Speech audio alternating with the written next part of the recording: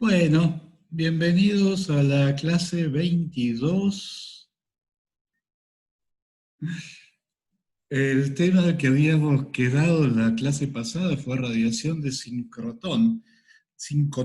Habíamos visto, bueno, la fórmula del Larmor de la radiación no relativista y después el caso ultra relativista en el que lo nuevo es que hay un factor de 1 menos b escalada n sobre c dividiendo con una potencia muy alta, lo cual hace que la radiación que se emite se concentre mucho en la dirección de la velocidad, cuando n, la dirección, el punto de mira, está alineado con la velocidad, y eso es efectivamente lo que se observa y lo que representa esta probablemente reconstrucción artística de una partícula girando en una órbita circular.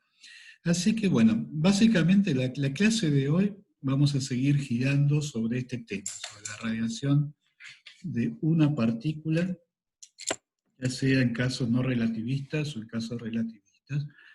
Y entonces el primer punto que vamos a ver es precisamente mirar más en detalle este tema de la radiación de sincrotrón.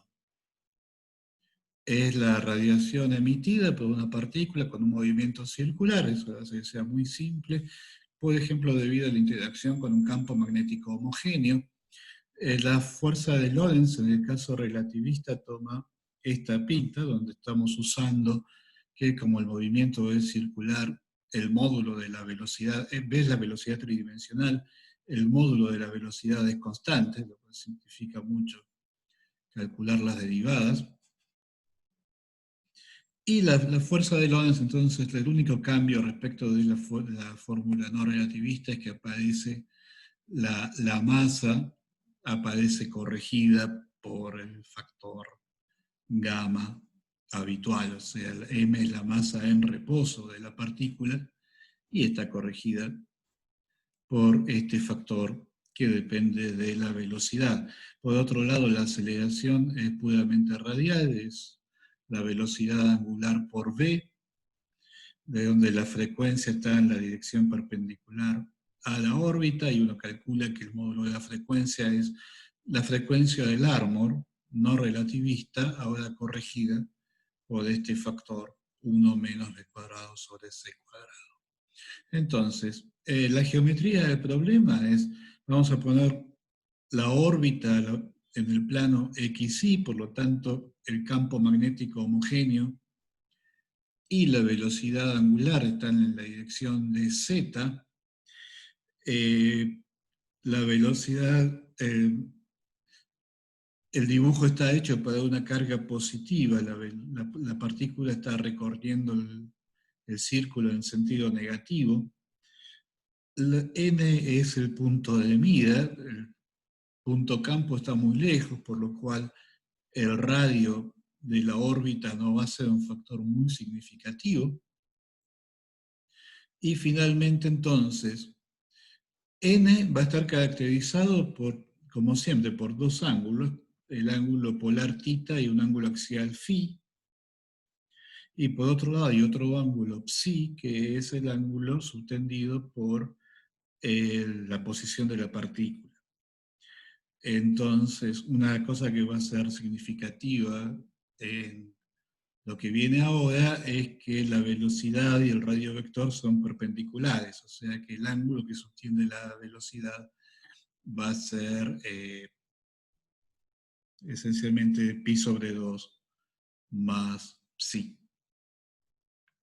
Bueno, entonces, con este dibujo de la vista es simplemente cuestión de escribir los vectores correspondientes, y acá usamos que el módulo de la aceleración, como la velocidad angular y la velocidad ordinaria son perpendiculares, el módulo de la aceleración es simplemente el producto de los módulos, y teniendo escritos todos los vectores en componentes cartesianas, es simplemente cuestión de calcular los productos escalares que aparecen en las fórmulas que habíamos visto la vez pasada.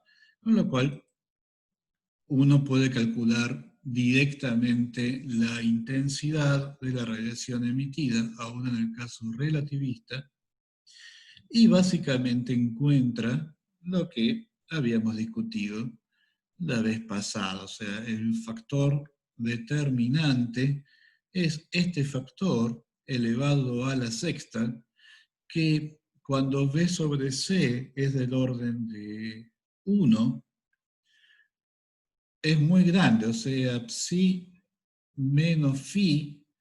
Fíjense, esto va a ser muy grande cuando psi menos phi sea del orden de pi sobre 2, cuando el seno sea del orden de 1. Pero entonces,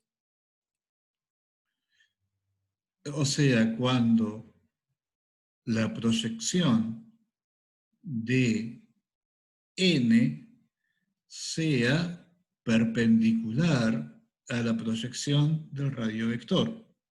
Eso es lo que quiere decir que phi, que es el ángulo axial de n, menos psi es pi sobre 2. Pero entonces, si la proyección de n es perpendicular al radiovector, quiere decir que la proyección de n está en la dirección de la velocidad, porque la velocidad es perpendicular al radiovector. O sea que efectivamente la condición de que este seno sea del orden de 1, lo que está diciendo es que estoy mirando la radiación en, en la dirección de la velocidad. Y que el seno de tita también sea del orden de 1, quiere decir que estoy mirando la radiación en el plano XY, o sea que este tita vale pi sobre 2. O sea que es efectivamente lo que vemos en el dibujo. La radiación está fuertemente concentrada en el plano de la órbita y más concretamente en la dirección instantánea de la velocidad. Acá esto es el gráfico de la parte puramente angular, o sea, sacando todas las constantes, este tampoco está graficado, con una velocidad que es 0.99 de la velocidad de la luz, que si le vamos a creer a Wikipedia es más o menos la velocidad de las partículas en el LHC, en el CERN. O sea que no es, no es ridículo, no es exagerado decir que la velocidad de las partículas está en un 1% de la velocidad de la luz. Y en este caso, fíjense lo que son los órdenes de magnitud, ¿no? O sea, el lóbulo, la amplitud del lóbulo es del orden de 10 a la 7, bueno, de E a la 7, y la altura del lóbulo es 10 veces más chica. O sea, este ángulo es más o menos pi sobre 10, 0,3. O sea, 180 es un par de grados, es perdón, 180, sí, más o menos, sería, ay, sí, es menos de 20 grados, lo que sería la amplitud de este lóbulo. O sea que realmente es un haz muy direccionado en el plano de la órbita y en la dirección de la velocidad. O sea, eso es hasta acá lo que esperábamos encontrar. ¿Está bien? ¿Todo esto se entendió? Esto es facilito, ya habíamos hecho todo el trabajo la vez pasada. Bueno, entonces seguimos.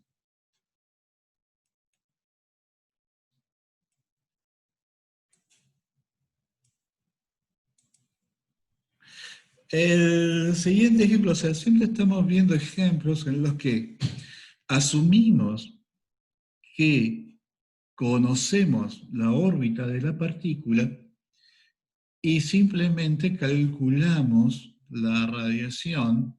En este caso también va a ser un caso no relativista, o sea que simplemente usando la fórmula del Larmor integrada sobre la órbita, asumiendo que la órbita no ha cambiado mucho. O sea, estamos calculando la radiación emitida asumiendo que la radiación emitida es un efecto pequeño frente al, eh,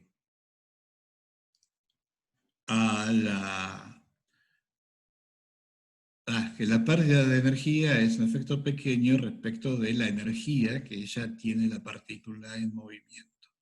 Entonces, en la interacción de Coulomb, bueno, como todos sabemos, hay tres casos. Las órbitas pueden ser hiperbólicas, elípticas o parabólicas. Vamos a empezar, no vamos a ver el caso parabólico, simplemente es un caso límite. Vamos a empezar con el caso hiperbólico. El caso típico, entonces, voy habría que hacer el trabajo de convertir la interacción de dos partículas, pasarla al centro de masa y el movimiento relativo. El centro de masa se mueve con movimiento rectilíneo y uniforme, por lo cual nadie nos prohíbe pararnos en el referencial en el que el centro de masa está quieto, y en ese referencial el problema se reduce, el de una partícula con una masa igual a la masa reducida del sistema, moviéndose en un centro de fuerza fijo. Sí, no vamos a empezar directamente desde ahí. O sea, vamos a suponer que una partícula de masa m con una interacción repulsiva respecto de otra partícula de masa infinita que está en el origen, que se aproxima cuando está muy lejos, viene paralela al eje X con un parámetro de impacto B, moviéndose con velocidad v. Cuando está muy lejos la velocidad es prácticamente constante, entonces lo vamos a llamar v infinito. Y el resultado es que la partícula entonces se va a desviar siguiendo una órbita hiperbólica, teniendo como una asíntota que subtiende un ángulo G con el eje X, y la trayectoria es simétrica respecto de la bisectriz de este ángulo, que es pi menos g. O sea que en realidad, para calcular la radiación emitida, lo que vamos a hacer es calcular la radiación hasta que llega hasta acá, y después simplemente vamos a multiplicar por 2, porque la órbita es completamente simétrica. O sea, es un problema de física 1. Las ecuaciones de movimiento se reducen a dos ecuaciones de conservación. La conservación de momento angular, mr cuadrado por θ punto, y la conservación de la energía. Alfa esencialmente es el producto de las cargas, de la carga de la partícula de masa infinita en el origen y de la partícula de masa m. En el caso repulsivo, la energía total es positiva. O sea, en el caso hiperbólico, la partícula viene del infinito con una energía positiva, y alfa también es positivo porque ambas cargas son del mismo signo. O sea que este es el caso en que I alfa son positivas. Después vamos a ver el caso de la órbita periódica, que es al revés. En ese caso, tanto la energía como alfa son negativos. El problema se simplifica si uno parametriza el momento angular, ya que es constante. Uno lo parametriza en términos de lo que valía en t igual a menos infinito, y en t igual a menos infinito la partícula se venía moviendo paralela al eje X con velocidad v infinita y un parámetro de impacto b, por lo cual su momento angular era solamente mv por v infinito, y estando muy lejos, la energía potencial tiende a cero, y la energía es puramente cinética, un medio de m por v infinito cuadrado. O sea, conviene parametrizar entonces momento angular y la energía en términos de parámetro de impacto y la velocidad en infinito. Ipso facto, uno introduce una escala de longitud y una escala de velocidades. Entonces puede usar esas escalas para dimensionalizar, introducir un tiempo adimensional, tau,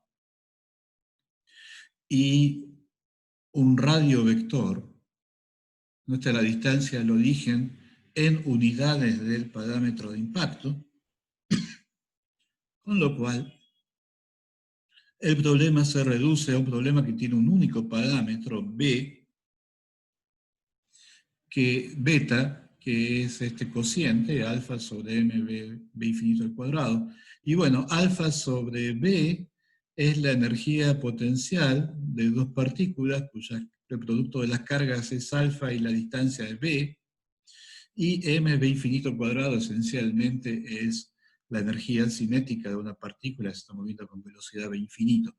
O sea que se ve que beta es el cociente de dos energías y efectivamente es adimensional. Bueno, ya escrito de esta manera, el problema es muy simple. Tenemos la ventaja de que no nos interesa el detalle del movimiento, sino que solo necesitamos la forma de la órbita. O sea, necesitamos saber cuánto vale ρ para cualquier teta. Teta va a variar entonces entre pi, cuando la partícula está muy lejos, hasta g,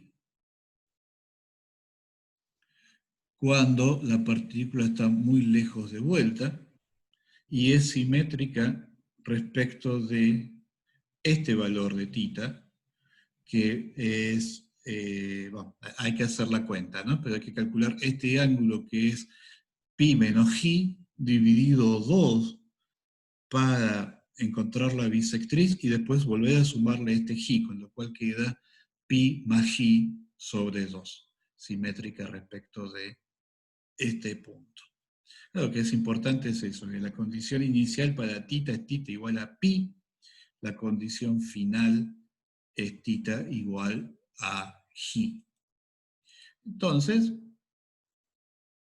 bueno, ya teníamos las ecuaciones de esta pinta, pero lo único que queremos es cómo depende ρ de teta, no necesitamos saber cómo depende ρ del tiempo, tau, y para eso tenemos que encontrar la derivada de ρ respecto de teta, que es finalmente el cociente de las derivadas, y simplemente con la fórmula de antes uno calcula esta división y le queda simplemente esto, que se simplifica mucho si uno introduce una variable u, que es 1 sobre ρ, porque entonces la ecuación queda que la derivada de u respecto de tita está dada por la ecuación 13, donde, bueno, hay que tener cuidado con el signo de la raíz que uno va a elegir. Es el único detalle que tiene esta cuenta. Hay que tener cuidado con este signo, porque al principio, o sea, U es 1 sobre, esencialmente es 1 sobre R. R medido en unidades de parámetro de impacto. Entonces, al principio, R está bajando, o sea que U está subiendo. Y en la segunda mitad de la trayectoria, R está subiendo, o sea que U está bajando. Entonces, y justo en el medio, R tiene un mínimo, o sea que U tiene un máximo. Y como U tiene un máximo, la derivada de U respecto de tita, justo en este valor de tita, tiene que valer 0. Entonces, uno tiene que elegir en la primera mitad de la órbita, uno tiene que elegir el signo más, porque ρ está bajando, por lo tanto U está subiendo. En el punto de máximo acercamiento es justo cuando la raíz se anula, y cuando uno va a seguir tiene que cambiar el signo, porque ahora U tiene que empezar a decrecer nuevamente. Y cuando la partícula está en infinito, U vale 0. O sea que U empieza en 0 cuando tita es igual a pi, llega a un máximo cuando tita es pi más g sobre 2 y vuelve a 0 cuando tita es igual a g. Con esa condición de contorno, aunque no lo parezca, es muy fácil ver que la solución de la ecuación 13 es la ecuación 14. Bueno, como siempre, lo más fácil es ir al revés, ¿no? Es simplemente derivar U respecto de teta y convencerse que efectivamente es solución de la ecuación 13, pero en el método directo tampoco es tan complicado. Y acá ya están incorporadas entonces la condición de contorno que habíamos dicho, o sea, cuando tanto en tita igual a pi como en tita igual a ji, acá lo que va a quedar es el seno de ji sobre 2. En ambos extremos queda lo mismo, seno de ji sobre 2, y entonces uno elige este ángulo ji para que justo cuando el seno de ji sobre 2 es lo que hace que todo esto se anule, porque efectivamente u tiene que valer 0 cuando tita vale ji, y la condición termina siendo que la tangente de ji sobre 2 tiene que ser este parámetro beta. Como la tangente de un ángulo, fíjense que cuando ji vale 0, la tangente vale 0, cuando ji vale pi, la tangente de pi sobre 2 es infinito, o sea que no hay restricciones acerca del valor de beta. Beta puede tomar cualquier valor respecto de 0, entre 0 e infinito. Eso va a ser distinto cuando veamos el caso elíptico. Bueno, tenemos la ecuación U para U, o sea que ahora es simplemente encontrar la fórmula total radiada, es 2 epsilon 2 veces e al cuadrado, donde e es la carga de la partícula móvil.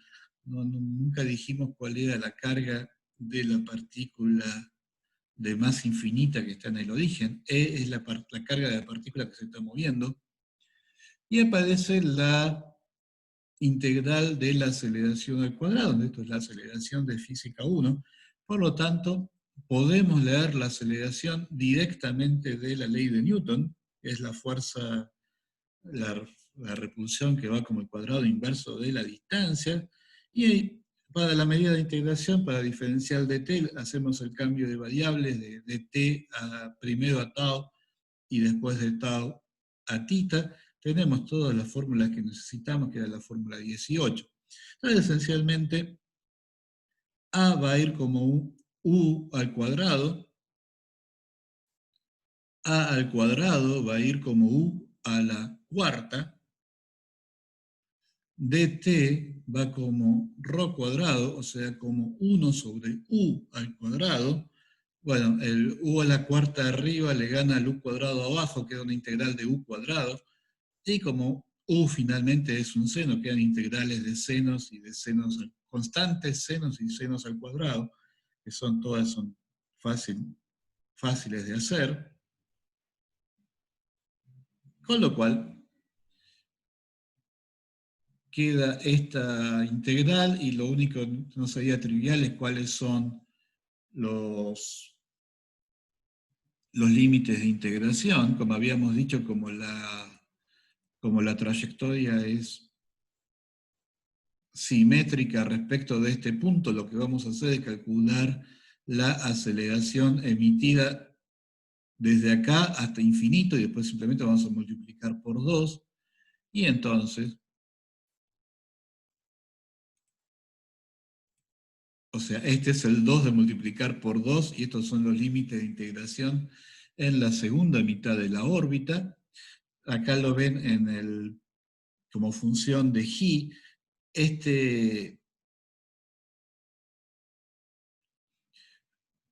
El rango de integración se va agostando a medida que G se acerca a pi y termina siendo un único puntito cuando G es igual a pi. Claro, G igual a pi, no, G igual a pi es cuando esto da toda la vuelta y se acuesta sobre el eje X negativo. O sea, que G igual a pi corresponde al caso del parámetro de impacto 0, en que la partícula va y viene a lo largo del eje X negativo. O sea, viene a lo largo del eje X negativo, llega hasta un cierto punto y después vuelve por donde vino. Y en ese caso, entonces, es la integral angular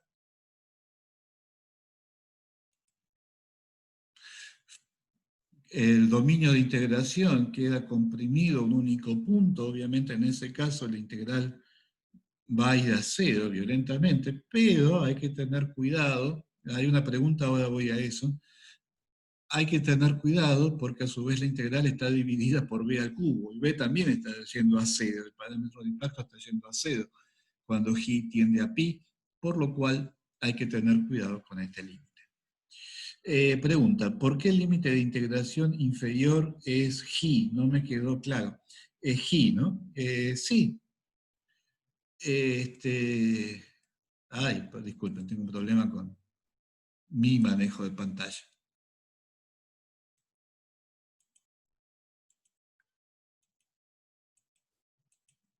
Vamos a calcular la radiación emitida desde acá hasta acá, y después vamos a multiplicar por 2, o sea que los límites de integración son G y este ángulo queda G más pi todo sobre 2. Ahora, al mismo tiempo, dt es positivo, pero fíjense que tita está bajando, tita empieza acá, o sea, el diferencial de tita es negativo, porque este ángulo inicial es más grande que el ángulo final. Entonces, lo que hice fue directamente cambié el orden de los límites de integración y le saqué el signo a diferencial de tita. Acá hay más preguntas, disculpen. Profe, ¿está pasando de diapositivas o a mí se me quedó trabada la imagen? En este momento la que estoy mostrando es la que tiene el dibujito de la órbita hiperbólica. Ah, está bien, me había mareado un poco, gracias. Bueno, ¿se entendió el tema de los límites de integración? El ángulo, perdón, el ángulo de máximo acercamiento no era pi, no. Repito la pregunta. Pero el ángulo de máximo acercamiento no era pi menos g sobre 2, no. O sea, pi menos g es el complementario de g. Pi menos g sobre 2 es el ángulo que hay entre las dos rayas azules. Pero el ángulo que yo quiero es el ángulo entre esta raya azul y el eje x positivo. O sea que a su vez le tengo que sumar g. Ahora queda pi menos g sobre 2 más g. Eso da pi más g sobre 2. ¿Está bien? Es el único detalle que tiene toda esta cuenta. Y es milagroso que la cuenta se pueda hacer con este nivel de detalle. Siendo que no es un problema artificial, es el problema que hizo famoso a Rutherford. Habíamos llegado entonces hasta acá. Decía, esta integral cuando uno desarrolla quienes, le quedan integrales de senos al cuadrado. O sea, son todas integrales que uno ni siquiera necesita una tabla. Y el resultado es este. Por algún motivo, esto es un ejercicio en el Landau. Creo que es el primer ejercicio en esta parte del Landau. Esto está tomado del Landau. Por algún motivo, la notación que usa Landau es horrible. No sé qué le pasó. Pero les aseguro que cuando uno traduce las notaciones, esta es la misma fórmula que tiene el Landau. Y lo que tiene divertido esta fórmula, bueno, precisamente ver qué pasa cuando el parámetro beta está tendiendo a infinito. O sea, por un lado, que el parámetro beta, que beta tiende a infinito para una velocidad dada, quiere decir que el parámetro de impacto está tendiendo a cero. O sea que es el caso que habíamos dicho, qué pasa cuando la partícula va y viene por el eje x negativo. O sea, eso es beta tendiendo a infinito. Y efectivamente, cuando beta tiende a infinito, el ángulo cuya tangente es infinito es pi sobre 2. O sea que beta tendiendo a infinito corresponde a g tendiendo a pi. Entonces, es en el caso de indeterminación, en que por un lado esto tiende a cero porque el rango de integración se reduce a un punto, pero por otro lado estoy dividiendo por algo que también te está teniendo a cero.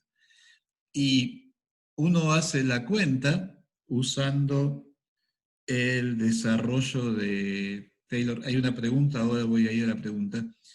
Usando el desarrollo de Taylor del arco tangente, como está multiplicado por beta al cubo por beta cuadrado, hay que irse hasta el orden 1 sobre beta a la quinta, son los 3 primeros términos del desarrollo.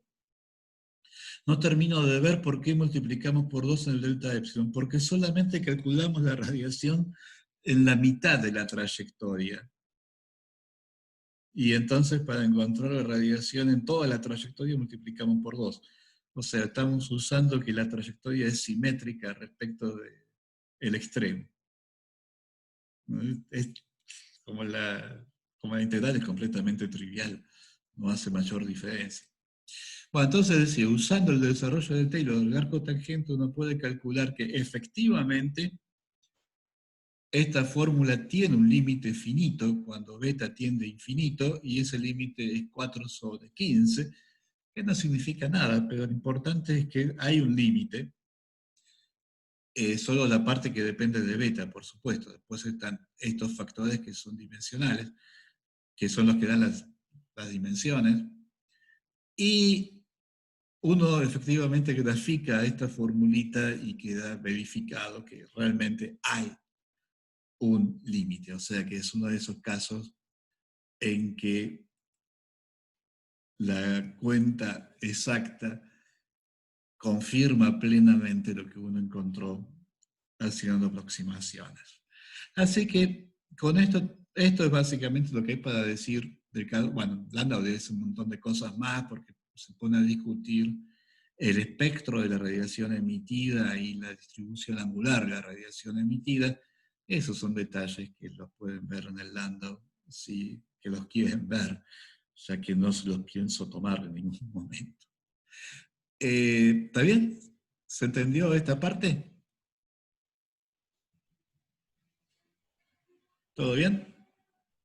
Bueno, entonces, habiendo hecho este trabajo, hacer el caso elíptico es completamente trivial. Lo único que hay que tener en cuenta son los cambios de signo, y entonces ahora el parámetro beta conviene definirlo, no tiene mucho sentido un parámetro beta negativo, conviene definirlo con el módulo de alfa, y lo mismo la energía ahora va a tener un signo. Ese signo hay que arrastrarlo por la cuenta, pero la cuenta es idéntica a la que uno acaba de hacer, y ahora la fórmula le queda de esta manera, donde, a diferencia del caso anterior, en que beta podía valer cualquier cosa, ahora beta tiene que ser más grande que 1 para que esta raíz sea real. Y el caso de la órbita circular es precisamente cuando beta es exactamente igual a 1.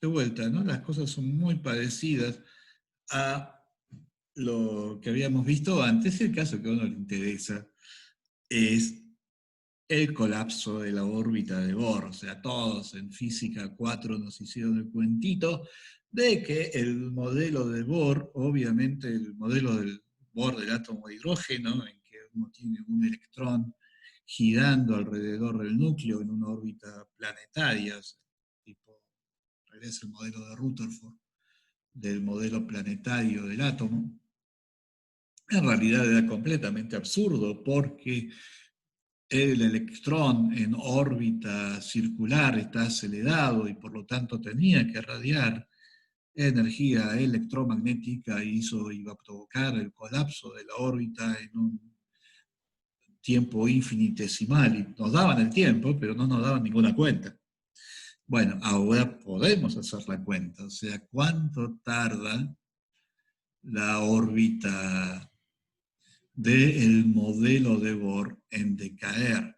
La idea entonces es que, si bien ahora la órbita no va a ser una espiral, o sea, no va a ser una órbita circular, sino que va a ser algo más parecido a una espiral, ya que la partícula al radiar va a caer en el pozo de potencial de la carga central.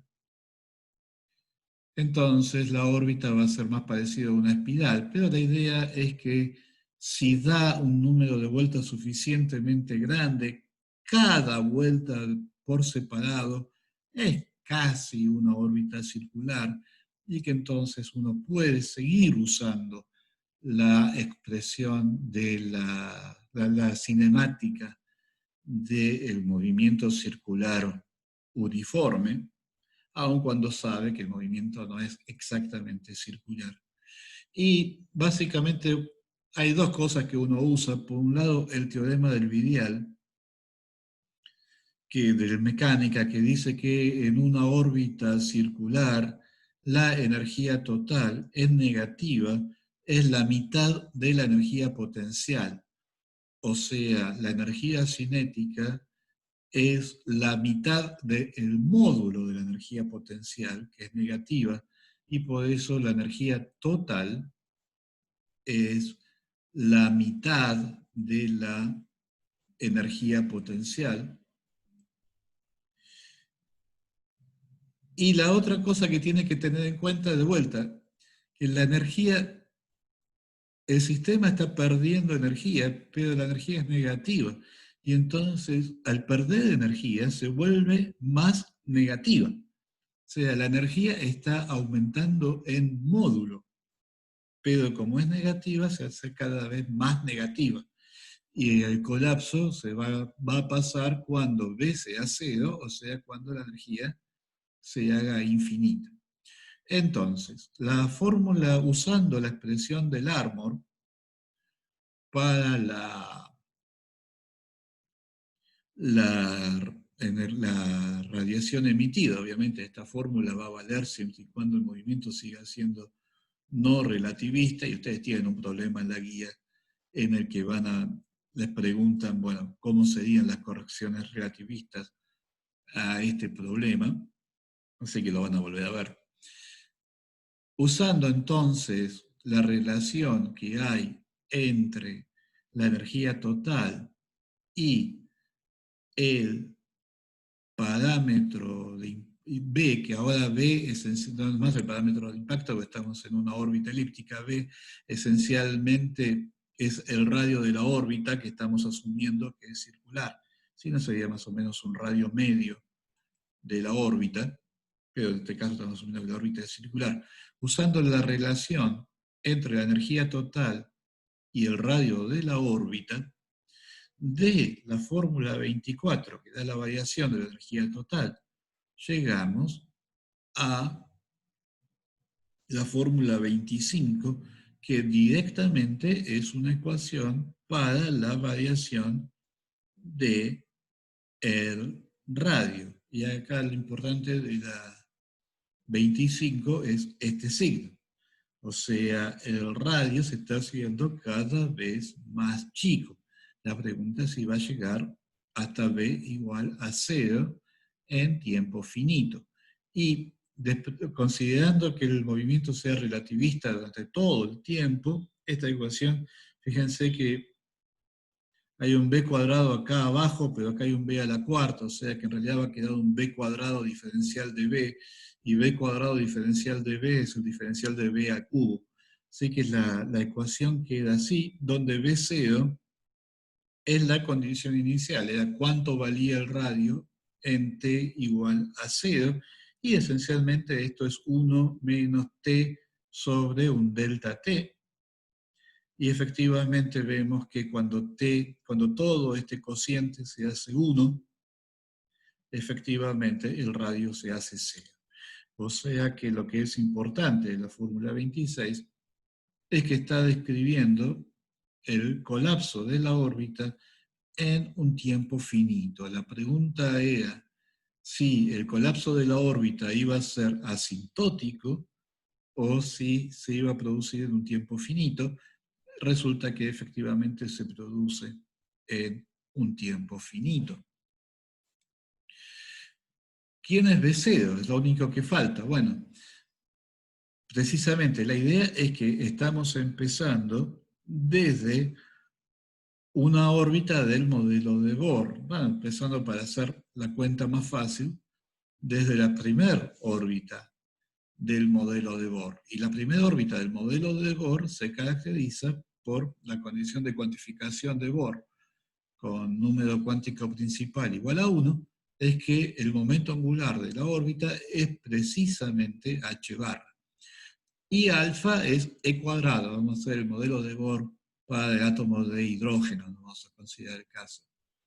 Si no, alfa sería z por e cuadrado, donde z es el número atómico,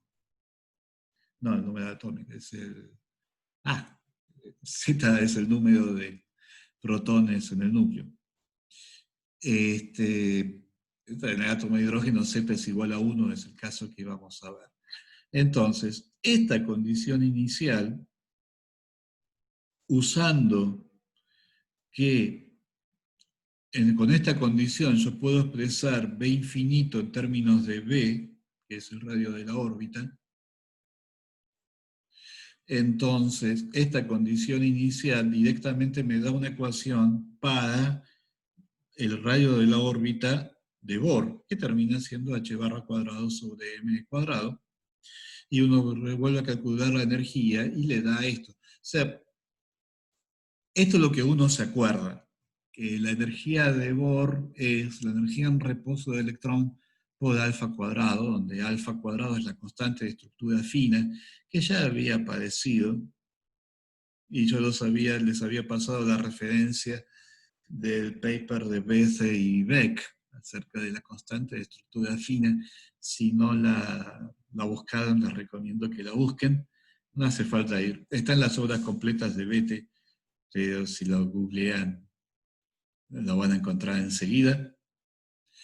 Es 1 sobre 137. Entonces, como básicamente alfa es 10 a la menos 2, la energía del átomo de Bohr es más o menos 10.000 veces más chica que la energía en reposo del electrón, la masa del electrón 10 a la menos 30 kilos, C 10 a la 8 metros por segundo, esa cuentita da más o menos 10 a la menos 13 joule, y para encontrar la energía del átomo de Bohr, entonces se convierte en 10 a la menos 17, 10 a la menos 18 joule. O sea, el motivo por el cual agregué la fórmula 29 es porque la fórmula 29 es la que uno se acuerda, es la que es fácil de memorizar. Entonces, como tenemos la condición inicial, ahora podemos evaluar, acá aparece el B sub 0 al cubo, ahora sí podemos evaluar cuál es el tiempo que tarda la órbita en colapsar, el tiempo en el que B cae desde B sub 0 hasta 0. Y ese tiempo, efectivamente, bueno, uno hace todas las cuentas, la escribí de esta manera porque de esta manera las unidades se ven más claras. Alfa es una dimensional, h barra, hay una pregunta, ahora voy a la pregunta. H barra es una energía por un tiempo, ms cuadrado es claramente una energía, o sea, se ve que esto es claramente un tiempo y uno hace la cuenta y efectivamente le da un número extremadamente chiquito. El factor 4 habría que mirarlo, porque en la red yo encontré varios valores para esto, pero todos están de acuerdo en que estamos hablando de decenas de picosegundos. Eso es el orden de magnitud que tiene el tiempo de decaimiento. ¿Cómo desaparece el menos en la ecuación 29? Disculpen un segundo.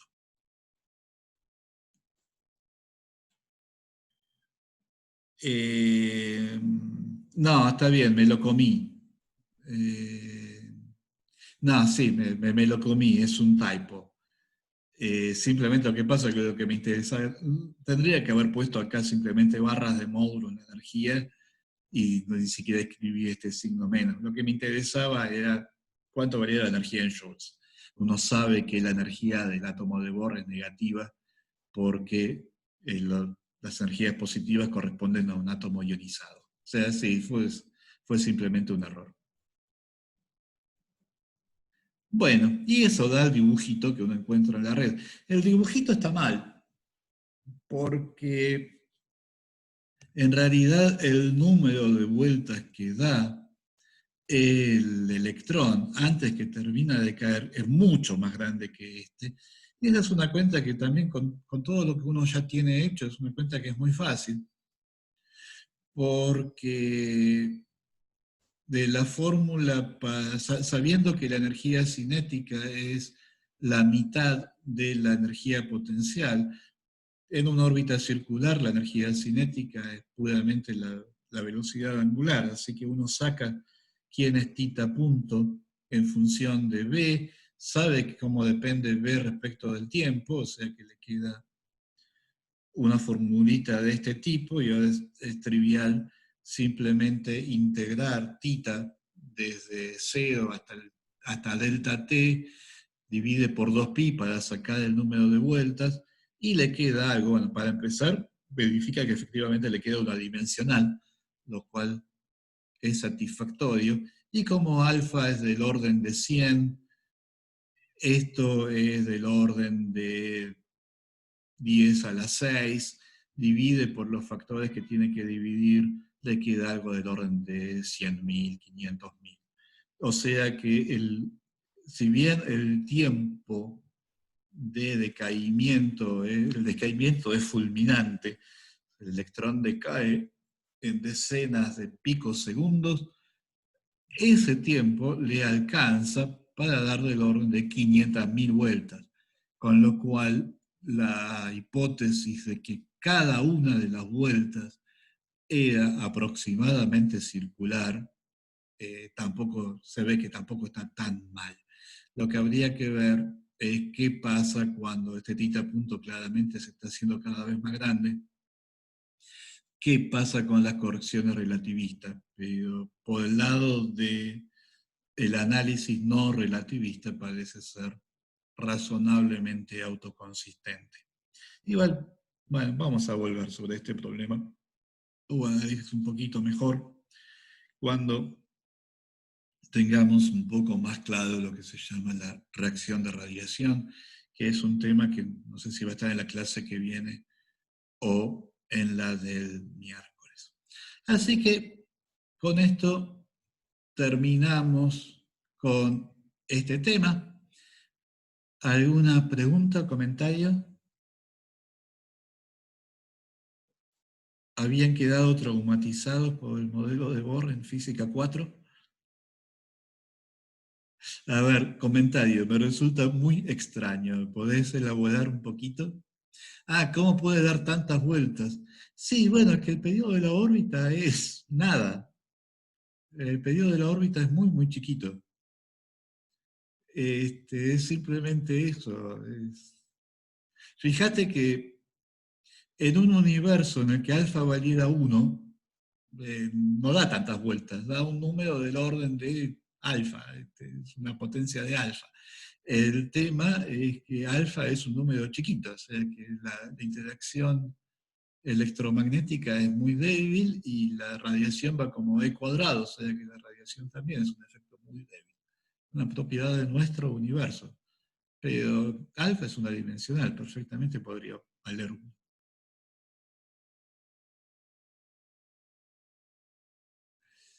¿Está bien? Bueno, si no hay más comentarios, ahora viene un cambio de tema bastante drástico. O sea, ahora vamos a volver a ver correcciones relativistas. Así que le propondría que hagamos el recreo. Ya son las 10. Ah, cuando obtuvieron este resultado se les cayó toda la teoría de los átomos. Bueno, empezó oficialmente el recreo, ¿no? O sea, lo que viene ahora es charla para lo que les interese. No, eso es lo interesante. El problema de la estabilidad de la materia era un problema tan grave que la gente estuvo dispuesta a aceptar semejante barbaridad. O sea, era algo completamente obvio. Heisenberg cuenta en uno de sus libros de memoria que él, siendo un estudiante de grado, estaba en Heidelberg y va a Bohr a dar una charla sobre el modelo de Bohr, y el mismo Heisenberg se da cuenta que era un estudiante. Pero se da cuenta que eso no podía ser y se lo plantea a Bohr delante de todo el mundo. Y la gente lo mira con cara de callate, una palabra que empieza con P. Y el resultado, entonces, es que Bohr se lo llevó a Heisenberg a Copenhague.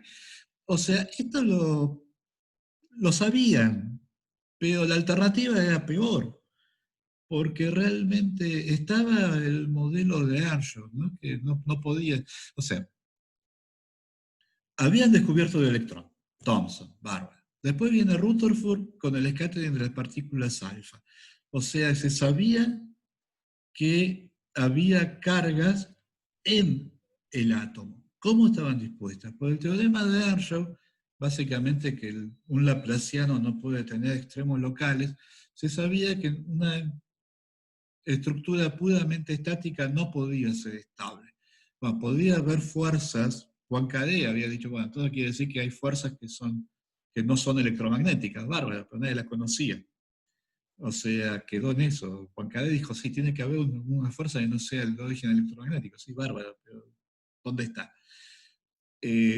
Las únicas dos fuerzas que conocían en ese momento eran la gravedad y la electromagnética. Para ambos valía el teorema de Earnshaw.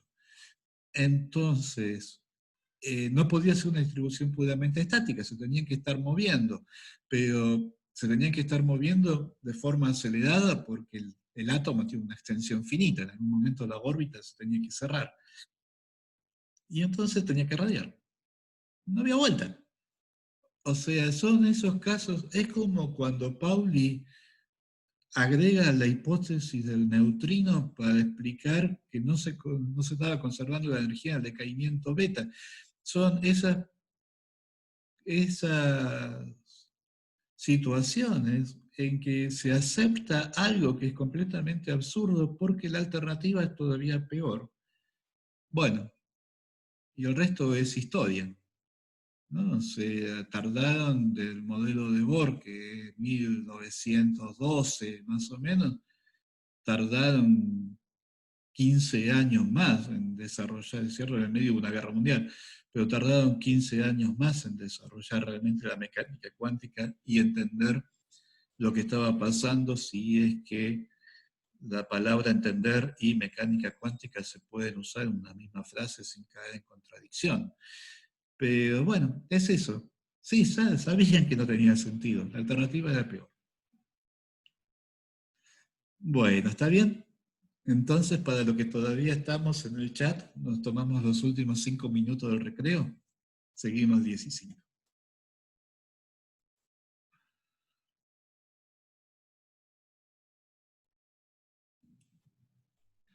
Bueno, ahora. Bueno, la pregunta es, ¿cómo es la corrección relativista a la fórmula del Larmor? Y,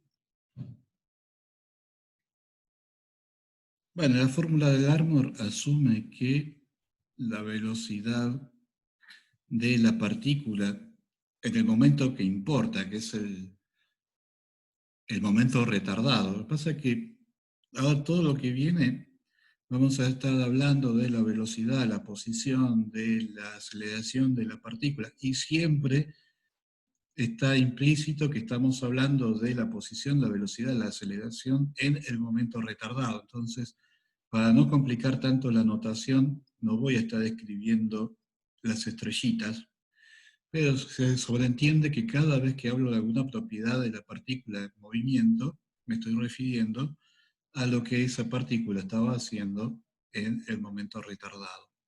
Entonces, la fórmula de Darmstadt asume que las velocidades son chiquitas y hay un referencial en el que la velocidad es chiquita por definición, que es el referencial donde la partícula está instantáneamente en reposo.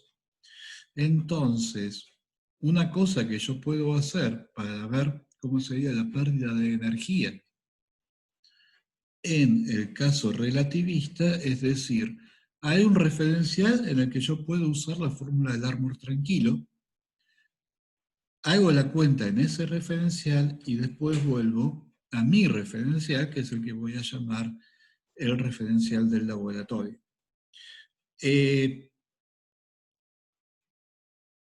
Ahora, ¿cómo transfiero la energía calculada en el referencial en reposo al referencial del laboratorio? Porque en relatividad la energía no es una cantidad escalar, sino que es la componente cero de un vector de energía-impulso, cuyas componentes son, la componente cero es E sobre C, las componentes espaciales son las componentes ordinarias del impulso. Entonces, bueno, la idea es eso, o sea, definir un tetravector radiación de energía impulso. En el referencial en reposo,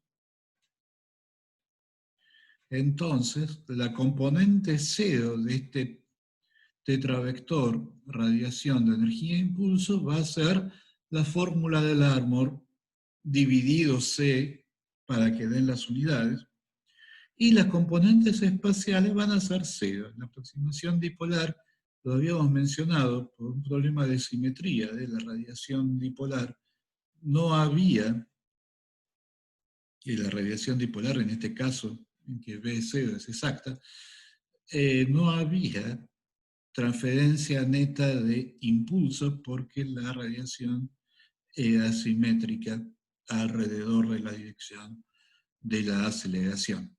Entonces, la forma de definir este tetravector, energía-impulso radiado, es esta. Esta es una técnica, déjenme que me detenga un segundo en esto, esta es una técnica que se usa muchísimo. ¿Cómo defino algo que yo quiero estar seguro que es un vector Lorentz? Bueno, lo defino como yo quiera en un referencial en particular, en este caso en el referencial en reposo de la partícula. Y después, para ver cuánto vale en un referencial arbitrario, lo que tengo que hacer es, de mi referencial arbitrario, tengo que ir al referencial en particular, donde sé lo que vale, usar que en este referencial sé lo que vale y volver al referencial arbitrario. Eso es una técnica que se usa muchísimo y me garantiza que, como las transformaciones de Lorentz forman grupo, me garantiza que la ley de transformación de este objeto es efectivamente la ley de transformación de un tetravector. O sea que lo que define a la radiación de energía e impulso es que la fórmula 35 vale en el referencial en reposo instantáneo. Y entonces, bueno, en un referencial arbitrario va a ser la transformación de Lorentz de este objeto. Y, claro, ¿quién es esta A? Esto, hay un problema de notación en todo el resto de la clase que no le pude encontrar la vuelta.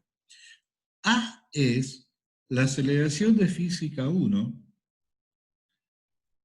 calculada en el referencial en reposo, que como vamos a ver, no es la aceleración de física 1 calculada en un referencial arbitrario.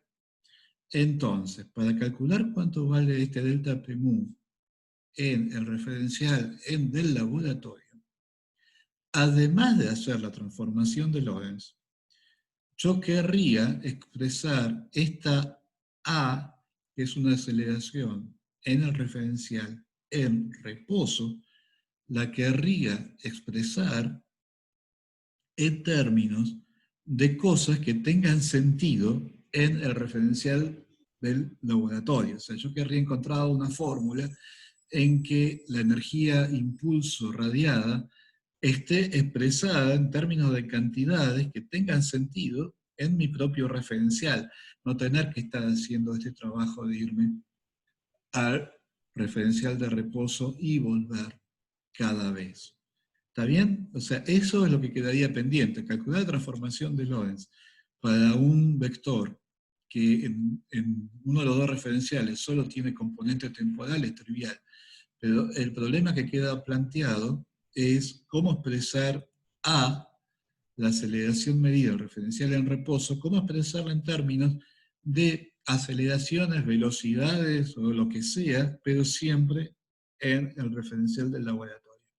¿Está? Eso es la única cosa no trivial que tiene la fórmula 35. Si tenemos aceleraciones al pasar de un sistema al otro, ¿no podemos tener problemas? No, porque, ojo, yo no estoy comparando un sistema inercial con otro sistema, con un sistema no inercial. Estoy comparando el sistema del laboratorio con el sistema en el que ocurre que en el tiempo t estrella la partícula tenía velocidad cero. Pero no es un sistema que se está moviendo con la partícula. Es un sistema que justo coincide con la velocidad de la partícula en t estrella igual a cero. Antes o después, no. O sea que solo estoy comparando dos sistemas inerciales. ¿Está bien? Bien, no, es una sutileza, porque la relación entre el sistema que está fijo a la partícula y el sistema en que la partícula está instantáneamente en reposo, no solo no son lo mismo, sino que la relación es bastante sutil. Y eso es algo que se van a volver a encontrar en física teórica 2 cuando vean la precesión de Thomas en conexión con el acoplamiento spin-órbita. Es un problema que hay que dedicarle una cierta meditación. Pero no solo no son lo mismo, sino que el referencial que está fijo a la partícula y el referencial en que la partícula está instantáneamente en reposo, no solo no son lo mismo, sino que la relación tampoco es completamente obvia. Bien, seguimos. Habíamos quedado que el problema que quedaba pendiente en la ecuación 35 es expresar A en términos de cantidades medidas en el sistema del laboratorio. Por suerte eso ocurre que es fácil, porque la aceleración medida en el referencial en reposo al cuadrado naturalmente es el módulo cuadrado de un tetravector, donde el tetravector es el tetravector aceleración.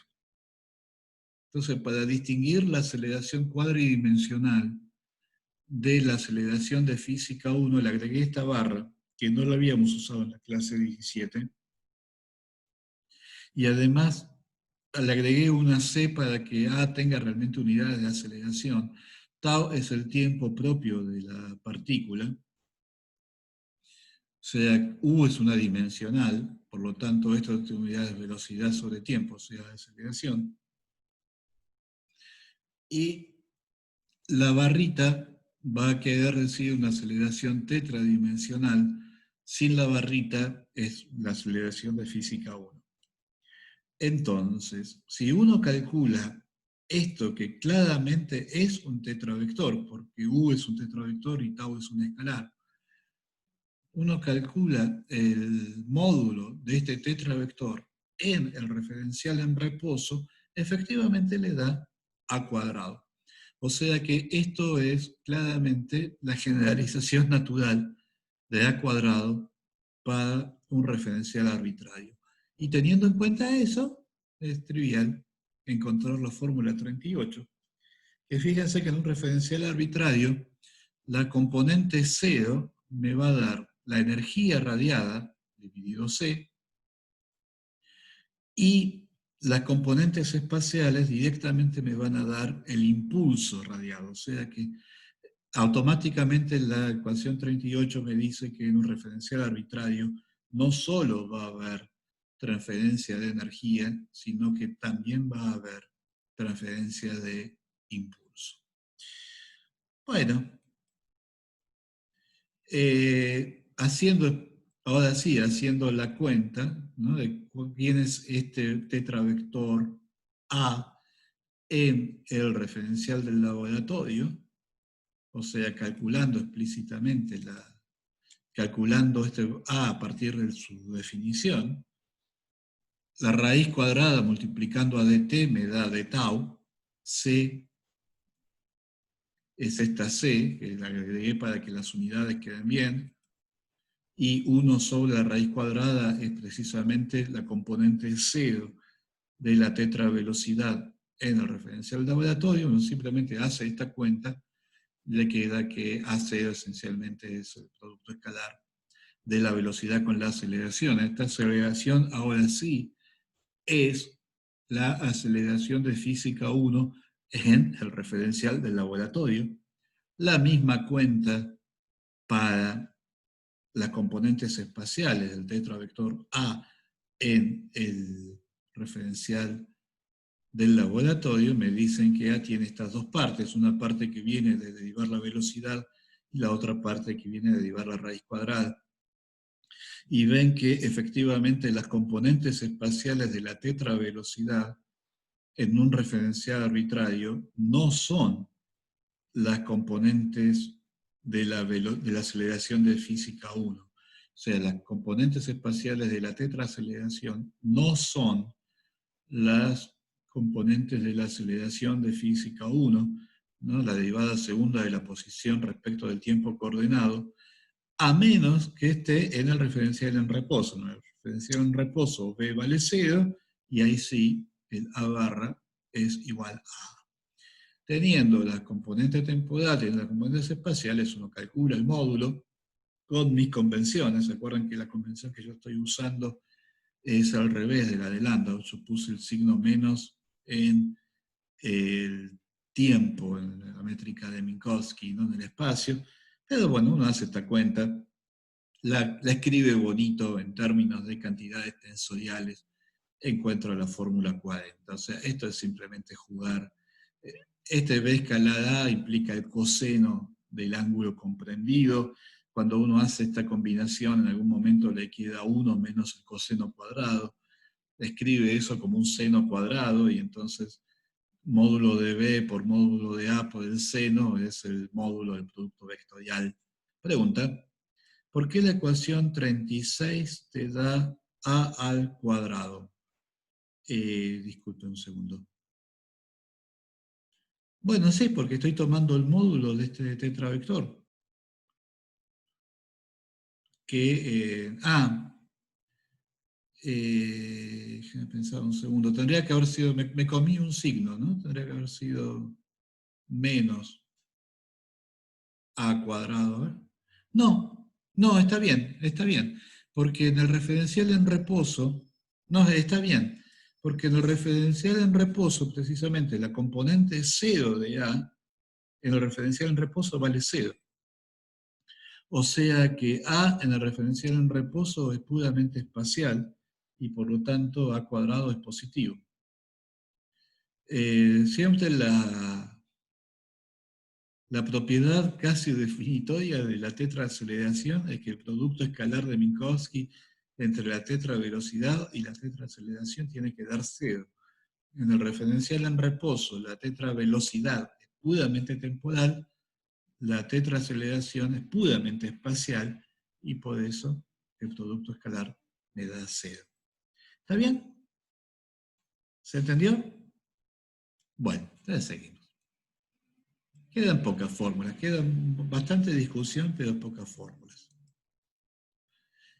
Bueno, ¿qué problema a uno se le ocurre para calcular la radiación en el caso relativista? ¿Cuál es la trayectoria relativista más simple que uno se le ocurre? Bueno, a uno se le ocurre que la trayectoria más simple posible es, bueno, lo mismo que en física 1, ¿no? Movimiento rectilíneo uniforme, movimiento rectilíneo uniformemente acelerado. El movimiento rectilíneo uniformemente acelerado en relatividad, nosotros lo vimos en la clase 17. Y lo que es uniforme es el módulo cuadrado de este tetravector, lo cual da una trayectoria bastante rara, porque la trayectoria de la partícula termina siendo una hipérbole. Normalmente lo que termina caracterizando la partícula, la trayectoria de la partícula es que c cuadrado, t cuadrado menos z cuadrado es constante. En particular, o sea, la partícula empieza en el infinito, empieza prácticamente a la velocidad de la luz, bajando por el eje z, se va frenando, tiene aceleración positiva en la dirección del eje z, llega a una distancia mínima respecto del origen y después vuelve a subir por el eje z, moviéndose cada vez más rápido y alcanzando asintóticamente otra vez la velocidad de la luz. Si uno resuelve explícitamente la trayectoria, eligiendo bien el referencial en el que ese momento de máximo acercamiento al origen es precisamente t igual a 0, entonces en este referencial en particular, la forma de la trayectoria es, bueno, en x y en y es igual a 0, se mantienen iguales a 0, la partícula va y viene y va por el eje z positivo. La expresión para z en función de t, acuérdense que esto después van a ser todas posiciones y tiempos retardados, pero para no complicar demasiado la notación, simplemente lo escribí de esta manera. Obviamente en x y en y la velocidad y la aceleración son siempre 0. En z, fíjense que la velocidad, cuando t es grande, esencialmente todo esto se cancela y queda que la velocidad tiende a c. Y la aceleración también está escrita de esta forma. Y cuando t es grande, la aceleración muere como 1 sobre t al cubo. Esto va a ser significativo en lo que viene. De todas formas, fíjense que a es un parámetro. A es el módulo cuadrado de tetravector es a cuadrado. Este a sin nada al cuadrado. No es la aceleración medida en el referencial que estamos usando. La aceleración en este referencial es todo esto, solamente coincide con A en t igual a 0, que es cuando la velocidad se anula. Pero bueno, no tiene esto, tiene todas las cosas que uno puede necesitar para calcular la fórmula. La integral de a cuadrado va a ser particularmente simple porque a cuadrado es constante. Y encuentro entonces que la energía radiada por unidad de tiempo está dado por esto. O sea, a es cuadrado es constante, lo que no era trivial. Entonces, ¿qué pasaba con u sub 0? Le queda esta raíz. Y se ve que efectivamente parece estar radiando un montón, que es más o menos lo que uno se esperaba. ¿Está bien? ¿Me pudieron seguir hasta acá?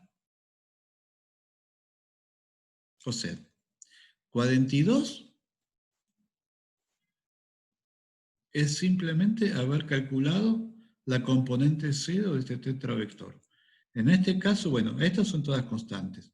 En este caso, por definición de lo que quiere decir movimiento acelerado uniforme en relatividad, la definición es que este a rho es constante. O sea que con esto no hay absolutamente ninguna duda, es a cuadrado. La única cosa no trivial que quedaba por calcular es quién es u sub 0. Pero bueno, para u sub 0, ¿quién va a ser? Y u sub 0 siempre es 1 sobre la raíz cuadrada, 1 menos b cuadrado sobre c cuadrado. O sea que era simplemente calcular quién es b. B solo tiene componente z, la componente z es esto. Así que uno reemplaza, le queda esta fórmula. Así que por este lado no hay ningún problema. En t igual a 0 vale 1, o sea, efectivamente, t igual a 0 es justo el momento en que la velocidad se hace 0, y por lo tanto, en ese caso, tiene que valer sí o sí la fórmula del Larmor, porque claramente el movimiento no es relativista, y a medida que, ya sea en el pasado lejano o en el futuro lejano, cuando la partícula se está moviendo con la velocidad de la luz, aun cuando la aceleración es chiquita, porque la aceleración mueve como 1 sobre t al cubo.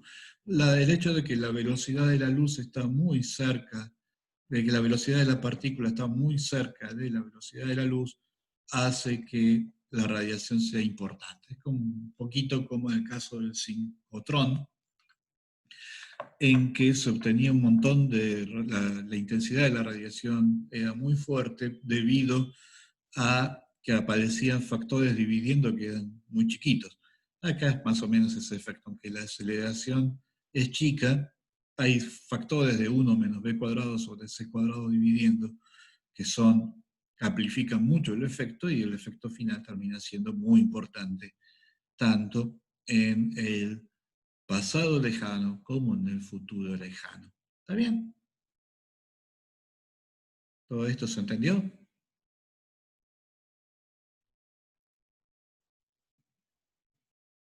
Estamos todos convencidos que es un problema trivial.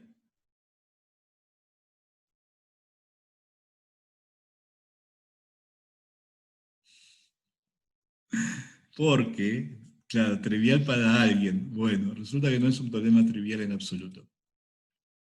A tal punto no es un problema trivial que una larga lista de autoridades, miren los nenes de lo que estamos hablando, ¿no? Max Born, Wolfgang Pauli y hasta Feynman, ¿no? Y acá tienen las referencias, o sea, el libro de Pauli, la página 92, el libro, no las Feynman Lectures on Physics, las Feynman Lectures on Gravitation, en la página 123, afirman categóricamente que la partícula relativista uniformemente acelerada no radia.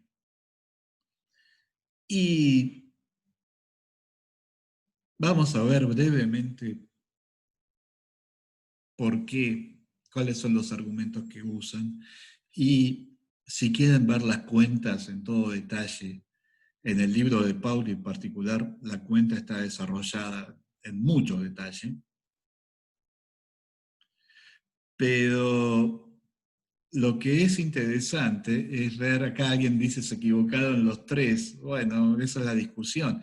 Digamos, uno no dice que Born, Pauli y Feynman, los tres se equivocaron. Uno no lo dice livianamente. O sea, si lo va a decir, tiene que estar muy seguro de lo que está diciendo. Entonces, la pregunta es, ¿por qué? Bueno, pueden leer los detalles de la cuenta en el libro de Pauli, pero lo que es interesante es por qué la partícula acelerada no tenía que radiar. O sea, ¿cuál era el motivo por el cual estas tres personas fueron tan categóricamente? O sea, Feynman llega a decir algo así como que la fórmula del Larmor es un prejuicio, o sea, que estamos encadenados por el prejuicio no relativista de la fórmula del Larmor, pero que bueno, que en el caso relativista hay que modificar el electromagnetismo. Él llega hasta ese extremo. Y este Feynman no era alguien que normalmente no sabía lo que decía. Entonces, ¿por qué? O sea, ¿por qué este problema era tan importante? ¿Y por qué la partícula no tenía que radiar? Bueno, en realidad el problema que les importaba no era un problema de electromagnetismo, era un problema de relatividad general. Lo que ellos estaban tratando de salvar era al principio de equivalencia. Y voy a usar la caricatura de Einstein dibujada por Gamow, que tienen en alguna de las clases anteriores está la referencia exacta de este libro.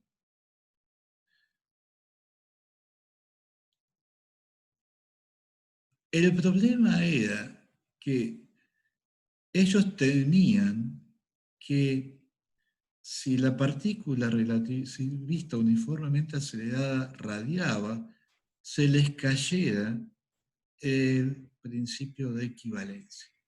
Bueno, el principio de equivalencia lo que dice es que es imposible distinguir, mediante medidas puramente locales, entre un referencial no inercial y un referencial inercial pero que está sometido a un campo gravitatorio. O sea, son Aquiles y la tortuga. Aquiles está en un referencial inercial, la tortuga, o sea, sospechan que están en dos referenciales distintos. La tortuga se está moviendo con aceleración uniforme y deciden hacer algún experimento para decidir si los dos referenciales son inerciales o no, y el experimento es ver la trayectoria de la luz, y efectivamente Aquiles ve una trayectoria recta, mientras que la tortuga ve una trayectoria curva, y entonces Aquiles le dice: yo soy mejor observador que vos, porque yo veo las leyes de la física en su forma más simple. La ley se propaga la luz se propaga en línea recta, mientras que vos sos un observador trucho para el cual la luz se curva. Pero mientras estaban en la discusión, no se dieron cuenta que se acercaron a Júpiter y ahora empiezan a caer sobre Júpiter. Y mientras caen sobre Júpiter, como Júpiter curva la luz, ahora Aquiles es el que ve la trayectoria curva, mientras que la tortuga ve una trayectoria rectilínea. O sea que las observaciones de la tortuga, que es un sistema no inercial, en un campo gravitatorio, son equivalentes a las de un sistema inercial en ausencia del campo gravitatorio, y viceversa. El sistema estacionario en un campo gravitatorio realiza observaciones que son equivalentes a las de un sistema no inercial en un eh, en ausencia de un campo gravitatorio. ¿Está bien? ¿Se entiende esta transparencia?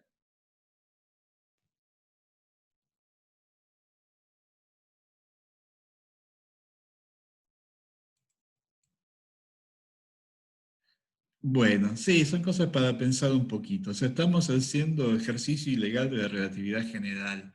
Pero lo importante es esto, o sea, el principio de equivalencia es fundamental para la teoría de la relatividad, porque es el principio que pone a todos los observadores, inerciales o no, los pone a todos en el mismo nivel. Entonces, no entiendo por qué Júpiter cambia las cosas. A ver, vamos a ver.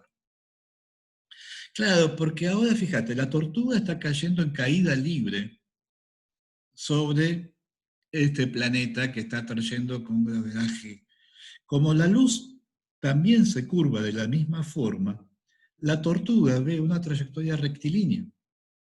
Y entonces, ¿en qué condición se ve una trayectoria rectilínea? Cuando uno está en un sistema estacionario, en ausencia de un campo gravitatorio, o cuando uno está en un sistema en caída libre, o sea, un sistema acelerado en presencia de un campo gravitatorio. Cualquier experimento hecho acá o hecho acá da lo mismo. Cualquier experimento local, si miran a las estrellas lejanas, ahí sí van a ver una diferencia. Pero localmente no hay ninguna diferencia. Y eso es lo que pone a todos los observadores al mismo nivel. Y acá están los observadores no inerciales reclamando la igualdad con, con los observadores inerciales. O sea, los observadores no inerciales reclaman ser considerados tan buenos como los observadores inerciales, argumentando que nadie sabe realmente quién es un observador inercial, porque el espacio absoluto de Newton este, no anda por los lugares que solía frecuentar. O sea que este es el problema. Lo que realmente le importaba a Born, a Pauli y a Feynman es salvar al principio de equivalencia. El problema, la hipótesis, el problema que los llevó por mal camino es que ellos asumen que el hecho de que una partícula radia o no es algo que es independiente del observador. Y entonces el argumento es, La partícula uniformemente acelerada en un sistema inercial tendría que ser equivalente a una partícula estacionaria en un sistema gravitatorio. Simplemente cambio la aceleración de la partícula, la traduzco por la aceleración de la gravedad y localmente tendrían que ser lo mismo por el principio de equivalencia. Una partícula estacionaria en un sistema gravitatorio, o sea, si yo agarro una botella de Leiden y la apoyo arriba de la mesa, tengo partículas estacionarias en un sistema gravitatorio, en un campo gravitatorio, es el campo gravitatorio terrestre. Entonces, ¿por qué diablos eso iba a radiarse? El condensador cargado está ahí quietito arriba de la mesa. No tiene por qué radiar y efectivamente nadie ha visto jamás a un condensador radiar en esas condiciones. Entonces, si la existencia o no de radiación tenía que ser independiente del observador, y una partícula estacionaria en un campo gravitatorio obviamente no radia, entonces una partícula acelerada en un sistema inercial no podía radiar. Y si no se caía el principio de equivalencia, y se caía el principio de equivalencia, se caía la teoría de relatividad. O sea, estamos otra vez en una situación en que aparentemente la alternativa era peor. Pero claro, este es un argumento, es apelar a un argumento de relatividad para explicar un problema de electromagnetismo. El electromagnetismo en sí es una teoría consistente. Uno tendría que poder explicar la no radiación de la partícula acelerada puramente en términos de calcular el potencial, calcular los campos y ver qué dan. Y esa es la cuenta que está en el libro de Pauli. Pero es una cuenta que es muy sutil, porque básicamente uno lo que quiere ver es si hay una zona de radiación. Y esta zona de radiación entonces hay que irse muy lejos, ¿no? Porque quiere distinguir entre lo que sería un campo de radiación y un campo colombiano. Entonces, para poder distinguir, ¿no? Uno dice, bueno, el campo colombiano va como 1 sobre R cuadrado, el campo de radiación va como 1 sobre R. Si yo quiero ver realmente cuál es la parte que realmente es de radiación, me tengo que ir muy lejos, donde el 1 sobre R cuadrado ya decayó y solamente queda el 1 sobre R. Ah, efectivamente, si uno se va muy lejos, pero en un tiempo finito, tiempo del sistema de laboratorio, efectivamente ve que no hay campo en el infinito espacial. Y eso es fundamentalmente el argumento de Pauli para decir que la partícula no radia. Y tienen razón. O sea, en esa cuenta, ese es el resultado. Yo me voy, mido los campos en el infinito espacial a un tiempo de laboratorio finito. Por ejemplo, t igual a 0, para que la cuenta sea más fácil. O sea que uno agarra las cuentas de Pauli y realmente le dan eso. Y eso justificaría que la partícula uniformemente acelerada no radia. Pero en algún momento, en algún lugar, le están haciendo trampa a la pobre partícula. Porque a pesar de lo que sugiere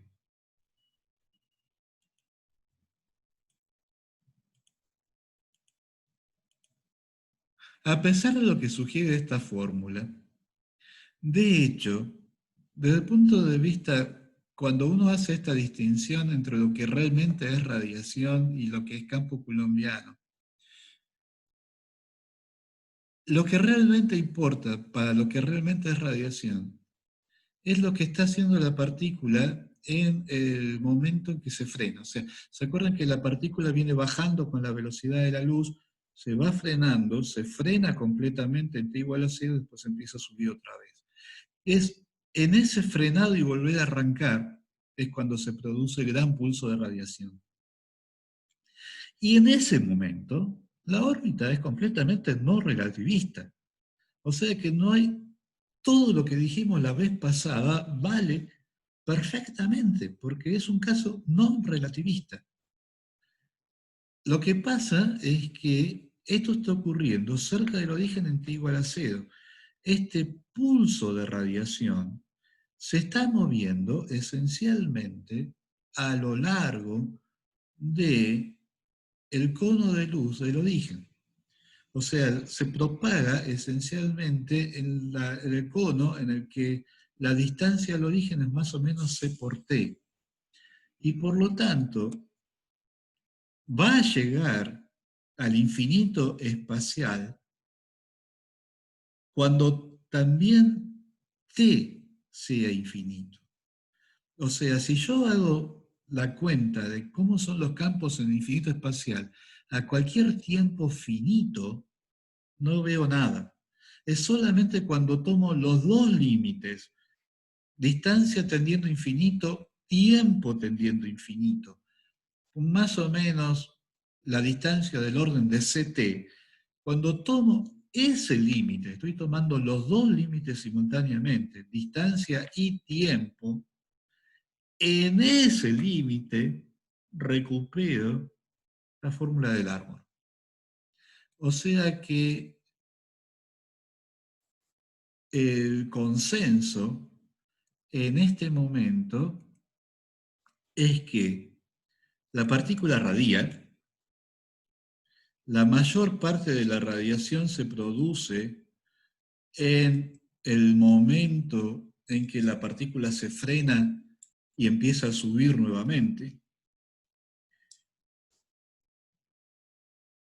Esa radiación solamente es sensible para un observador que está midiendo los campos no solo lejos del origen, pero también mucho más tarde que este proceso de frenado y reaceleración y vuelta a arrancar. Y eso no viola el principio de equivalencia, porque no es cierto que la existencia o no de radiación sea independiente del observador, que era lo que estaban suponiendo explícitamente Born, Pauli y Feynman y todos los otros, que son unos cuantos, que tomaron esa posición. O sea, ¿qué es lo que está pasando? La existencia o no de un campo, eso sí es independiente del observador, porque yo calculo el tensor de energía e impulso de los campos y eso me da cero o no me da cero. Eso no es dependiente del observador. Puede depender el valor en joules de la energía del campo, pero si hay o no hay campo, eso es independiente del observador. Con eso no queda ninguna duda. Pero la forma en que yo divido este campo en un campo coulombiano más un campo de radiación, eso sí, distintos observadores lo van a hacer de manera distinta. Eso sí depende del observador. Entonces no hay una contradicción en decir que un observador estacionario en un campo gravitatorio observa una carga estacionaria en el mismo campo y no ve ninguna radiación. O sea, yo veo un condensador cargado, apoyado sobre la mesa y no veo ninguna radiación. Pero si yo me dejo caer en caída libre, ahora la mesa está acelerada respecto de mí. y entonces yo voy a ver radiar a las cargas que están arriba de la mesa. O sea, es la misma situación. En un campo gravitatorio, una carga estacionaria radia para un observador en caída libre y no radia para un observador estacionario. Usando el principio de equivalencia, entonces uno llega a la conclusión de que en un referencial inercial, una partícula acelerada radia para el observador inercial, pero no radia para otro observador acelerado. El principio de equivalencia se salva porque ¿qué porción del campo realmente se percibe como campo de radiación? Es efectivamente dependiente no solo del emisor, también es dependiente del receptor. Y eso salva al principio de equivalencia. Realmente debe ser un caso único de que tres cráneos como Born, Pauli y Feynman estuvieran equivocados en un mismo tema. Yo no conozco otro caso. Bueno, hay casos. La naturaleza de los movimientos turbulentos, el origen de la turbulencia fue otra discusión infinita, donde el mismo Landau llegó a ponerse del lado equivocado en algún momento. Bueno, ¿se entendió esto de la carga acelerada? No ver, el problema era cualquier cosa menos trivial.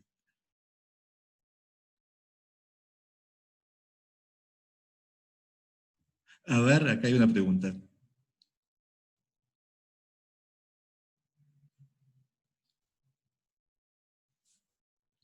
Vemos la pregunta y ya nos vamos yendo. Sí, para un observador radia y para el otro no. Es bastante sutil como es el electromagnetismo visto por observadores. Para uno tiene energía que se mantiene constante y para el otro no. Esta la tengo que pensar. Eh,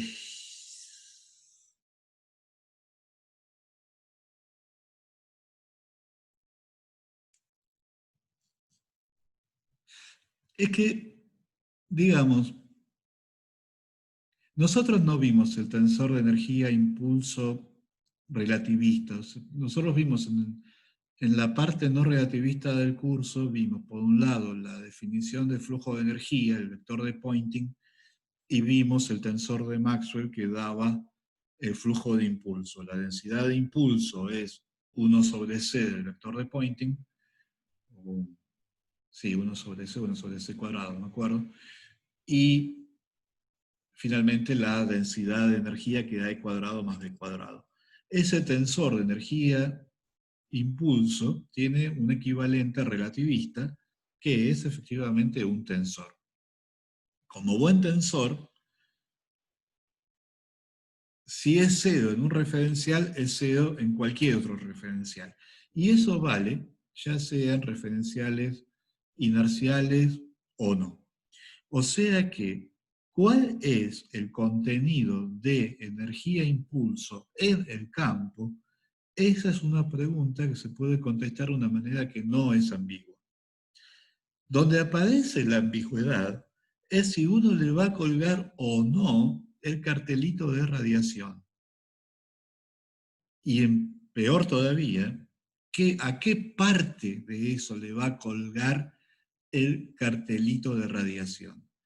Esa es la pregunta donde aparece la ambigüedad. ¿Qué es radiación para un observador no inercial? ¿Qué es radiación para el observador inercial? Yo voy a parar acá, porque realmente para poder discutir las cuentas en serio me tengo que poner con sistemas no inerciales y eso implica introducir métricas que no son de Minkowski. Lo que sí les dejo son 3 referencias. Disculpen. No, está bien.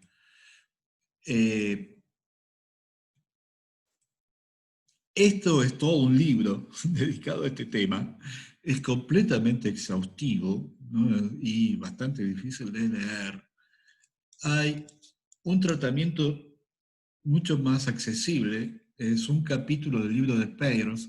Peirce, claro, Peirce es un nene que se les podía plantar a Born, a Pauli y a Feynman, porque este muchacho, junto con Frisch, fueron los que se dieron cuenta que se podía hacer una bomba atómica con una pelota de más o menos 10 kilos de uranio, que no hacían falta 10 toneladas, como decía Heisenberg. Y después fueron los que desarrollaron el método de separación del uranio 235 y el uranio 238, que es lo que permitió efectivamente hacer la bomba. O sea que este nene se le podía plantar a Pauli. No había muchos que se le podían plantar a Pauli. Él sí. Y este libro, Sorpresas en la física teórica, precisamente son 8 capítulos en que agarra 8 temas como este. Temas que parecen simples cuando uno lo ve y cuando uno realmente se pone a pensarlo se da cuenta que no entendió absolutamente nada. Y el problema era mucho más complicado, y no solo de complicadas, no porque fueran complicadas las cuentas, sino porque había dificultades conceptuales muy sutiles. El capítulo 8, el último capítulo del libro, es sobre este tema de la radiación acelerada. Y si lo que quieren ver es algo un poquito más rápido, está este artículo que no está publicado, hay que bajarlo de la página del autor, que es muy divertido y es accesible y les va a contar bastante más detalles acerca del problema y de la historia del problema. Así que yo los dejo entonces con estas referencias, si realmente lo quieren profundizar. Los voy a dejar, si no hay más preguntas, los dejo con Paula. Eh, ¿Alguna otra pregunta o comentario?